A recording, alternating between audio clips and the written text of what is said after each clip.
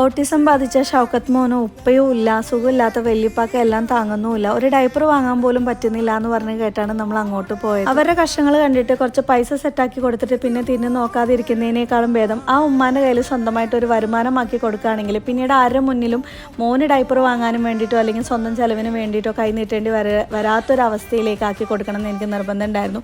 അതുകൊണ്ട് തന്നെ അവർക്ക് സ്റ്റിച്ചിങ് അറിയായിരുന്നു. നമുക്ക് 2 തയ്യൽ മെഷീനും തുന്നാനുള്ള സൂചി മുതൽ തയ്ക്കാനുള്ള മെറ്റീരിയൽസ് വരെ നമ്മൾ വാങ്ങിയിട്ടുണ്ട്. റംലത്താൻ്റെ കയ്യിൽ സ്വന്തമായിട്ട് ഒരു വരുമാനമാകുന്ന വരെ മോൻക്കുള്ള ഡയപ്പേഴ്സ്, പിന്നെ മാസം ചെലവിന് ഭക്ഷണ സാധനങ്ങൾ പട്ടിണി അടക്കാതിരിക്കാനുള്ളതൊക്കെ നമ്മൾ ഏറ്റെടുത്തിട്ടുണ്ട്.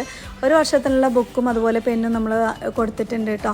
അതേ സാധനങ്ങളൊക്കെ അടുക്കി വെക്കാണ് പോകാനുള്ള ഭയങ്കര ഒരു ത്രില്ലായിരുന്നു, ഭയങ്കര സന്തോഷമായിരുന്നു. എൻ്റെ മക്കൾക്ക് ഷൂ വാങ്ങുന്നതിൻ്റെ കൂട്ടത്തിൽ അവരുടെ മറ്റു 2 മക്കൾക്ക് ഷൂ ഇതുവരെ ഇട്ടിട്ടില്ല, ഭയങ്കര ആഗ്രഹമാണ് ഇടാനെന്ന് പറഞ്ഞപ്പോൾ അതും കൂടെ നമ്മൾ എടുത്തിട്ടുണ്ടായിരുന്നു. അങ്ങനെ അവർക്ക് എല്ലാവർക്കുള്ള പർദ്ദ, ഉപ്പാക്കുള്ള ഷർട്ട്, പിന്നെ മക്കൾക്കുള്ള ഡ്രസ്സ്, അങ്ങനെ ഒരുപാട് സാധനങ്ങളായിട്ടാണ് നമ്മൾ അവരെ കാണാനായിട്ട് പോകുന്നത് കേട്ടോ.